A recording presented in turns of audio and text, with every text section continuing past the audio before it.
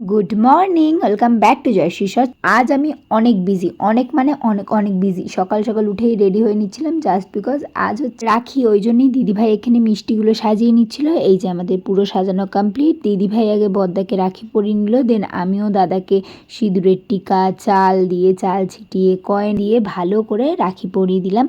এই আজকেরই একটা দিন যেই দিনে দাদারা কথা শুনে চলে আর আমাদের টাইম মতন চলে। যাই হোক, তারপর দিদিভাই ছোদ্দাকে পরিয়ে দিল, তারপর আমিও দাদাকে পরিয়ে দিলাম। দাদার আজকে আবার ছিল অফিস, ওই জন্য দাদাকে তাড়াহুড়ো করে একটু পরিয়ে দিলাম রাখিটা। দেন সোনা কিন্তু এখানে সোনার দাদাইকে রাখি পরাচ্ছে। এই ফার্স্ট টাইম সোনার দাদানকে রাখি পরিয়েছে, আর কি ভীষণ যে খুশি হয়েছিল না ও, সাথে কিন্তু মিষ্টিও খাই দিয়েছে। তারপর কিন্তু ওর মেজ দাদুনকে মানে বুয়াকে গেছিল রাখি পরাতে, মিষ্টি খাওয়ালো। তারপর সাগরদা ছিল, সাগরদা বেসিক্যালি আমার দাদার বন্ধু, কিন্তু ছোটোর থেকে সাগরদাকে আমি রাখি পরাই। আগে আমার দাদার অনেক বন্ধুরাই আমার কাছে রাখি পরতে আসতো, কিন্তু সময়ের অভাবে এখন তারা কেউই আসতে পারে না, কিন্তু সাগরদা কিন্তু স্টিল এখনও সময় বার করে আসবেই আসবে।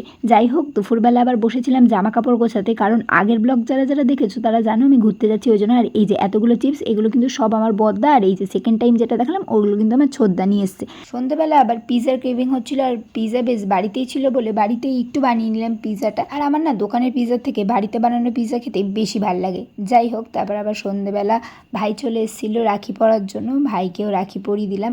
আর আজকে ভাইয়ের যেহেতু কলেজ ছিল ওই জন্য সবাইকে একসাথে পড়াতে পারিনি, ওই জন্য আমার মনটা একটু খারাপও ছিল। রাত্রেবেলা আবার সোনা গেছিল সোনার দাদানকে আর দাদা ভাইকে রাখি পরাতে। দাদা ভাইও কিন্তু সোনাকে রাখি পরিয়ে দিয়েছিল। তারপর আবার চকলেট আদান প্রদান হয়েছে, গিফট আদান প্রদান হয়েছে দুজনে। রাত্রেবেলা আবার আমরাও পড়াতে গেছিলাম দাদা ভাইকে রাখি, কারণ দাদা ভাই ছিল আজকে অফিস। আজকের মতন এতটাই, দেখাবে নেক্সট মিনি ব্লগে।